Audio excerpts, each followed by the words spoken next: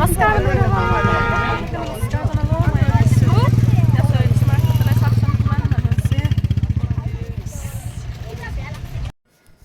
গুৱাহাটী পশ্চিম বৰাকৰ অসম আন্দোলনৰ শ্বহীদসকলৰ স্মৃতিত নিৰ্মাণ কৰা হৈছে শ্বহীদ স্মাৰক ক্ষেত্ৰ আৰু উদ্যান, যাক মুখ্যমন্ত্ৰী হিমন্ত বিশ্ব শৰ্মাই 10 ডিচেম্বৰ 2025 তাৰিখে উদ্বোধন কৰিছিল।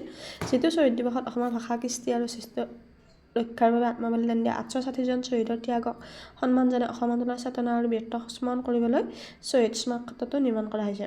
170 কোটি টকাৰ ব্যয়েৰে 150 বিঘাৰো অধিক ভূমি সামৰি শ্বহীদ স্মাৰক ক্ষেত্ৰটো নিৰ্মাণ কৰিছে। ইয়াত 55 ফুট উচ্চতাৰ শ্বহীদ স্মাৰকত শ্বহীদসকলৰ নাম খোদিত কৰা হৈছে।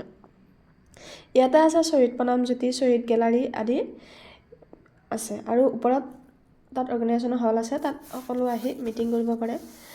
1979 পৰা 85 চনলৈ চলা এই আন্দোলনটো অসমৰ ভাষা, কৃষ্টি, স্বকীয় পৰিচয় অস্তিত্ব ৰক্ষাৰ বাবে আছিল, যাৰ ফলত বহু বীৰ প্ৰাণ হেৰুৱাইছিল। শ্বহীদ দিৱস 19 মে আৰু অসম আন্দোলনৰ সৈতে জড়িত শ্বহীদসকলক স্মৰণ কৰি এই স্মাৰক ক্ষেত্ৰ নিৰ্মাণ কৰা হৈছে। শ্বহীদ স্মাৰক ক্ষেত্ৰই অসমৰ জাতীয়তাবাদী আন্দোলনৰ প্ৰেৰণাৰ ত্যাগক সদায় সজীৱ কৰি ৰাখিব বুলি আশা কৰা হৈছে। 2019 চনৰ 10 ডিচেম্বৰ তাৰিখে এই স্মাৰক ক্ষেত্ৰৰ আধাৰশিলা স্থাপন কৰিছিল আৰু 2020 চনৰ 10 ডিচেম্বৰ তাৰিখে ভূমি পূজন কৰিছিল। 29 ডিচেম্বৰ তাৰিখে কেন্দ্ৰীয় গৃহমন্ত্ৰী অমিত শ্বাহ ডাঙৰীয়া আহি শ্বহীদসকলক শ্ৰদ্ধাঞ্জলি জ্ঞাপন কৰিছিল আৰু 22 ডিচেম্বৰ তাৰিখে ৰাজ্য ভ্ৰমণৰ বাবে অহা দ্বিতীয় দিনাখন ভাৰতৰ প্ৰধানমন্ত্ৰী নৰেন্দ্ৰ মোদী ডাঙৰীয়াই গুৱাহাটী নৱনিৰ্মিত শ্বহীদ স্মাৰক ক্ষেত্ৰত আহি আমাৰ অসমৰ শ্বহীদসকলক শ্ৰদ্ধাঞ্জলি জ্ঞাপন কৰিছিল। অসম আন্দোলনৰ শ্বহীদসকলক গভীৰ শ্ৰদ্ধাঞ্জলি জ্ঞাপন কৰিছিল। ঐতিহাসিক অসম আন্দোলনৰ শ্বহীদসকলৰ স্মৰণে প্ৰথম শ্বহীদ খগেশ্বৰ তালুকদাৰৰ মৃত্যুৰ দিনটো 10 ডিচেম্বৰ তাৰিখে প্ৰতি বছৰে শ্বহীদ দিৱস হিচাপে পালন কৰা হয়।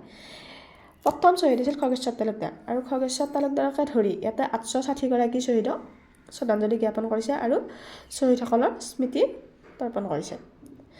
সঁচাকৈ আহি বহুত ভাল লাগিল। ইয়াতে 3টা খুঁটাৰ দৰে স্তম্ভটো বনাইছে, বহুত ধুনীয়া লাগিছে ভিতৰৰ মিউজিয়ামটো, আৰু মেইন ওপৰৰ পৰা গুৱাহাটী গোটেই ভিউ পইণ্টটো দেখা পায়। সঁচাকৈ আহি বহুত ভাল লাগিল আৰু আপোনালোকো আহিব যদি অহা নাই। এতিয়া গোটেইখিনি বস্তু থোৱা হোৱা নাই বাৰু, অলপ অলপকৈ থৈ আছে। তাতে ছাইডৰ ৱালবিলাকত ফটো আলাইছে, সেইবিলাক ভাল লাগিছে চাই। আৰু ছাইডত গোটেই ছাইডত বহুত ধুনীয়াকৈ ঘূৰিব পৰাকৈ এটা জিৰণি চৰা দিছে, যাতে দৰ্শনাৰ্থী আহি তাত বহিব পাৰে, ৰেষ্ট ল'ব পাৰে বা নিজৰ আলাপ কৰিব পাৰে লোক সমনীয়াৰ লগত। বহুত ধুনীয়া লাগিছে আৰু মাজতে পানীৰ এটা শ্ব' দিছে, ছিষ্টেমটো শ্ব' ছিষ্টেমৰ নিচিনা।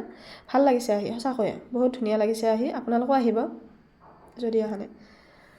যদি মোৰ ভিডিঅ'টো চাই ভাল লাগিল তেনেহ'লে like, comment, share and subscribe কৰিব। আৰু বহুত ধুনীয়া এলেকা জুৰি এই শ্বহীদ স্মাৰকখন নিৰ্মাণ কৰা হৈছে আৰু দীপৰ বিলৰ ঠিক ছাইডতে ইয়াতে 170 বিঘা মাটি ব্যয় কৰিছে।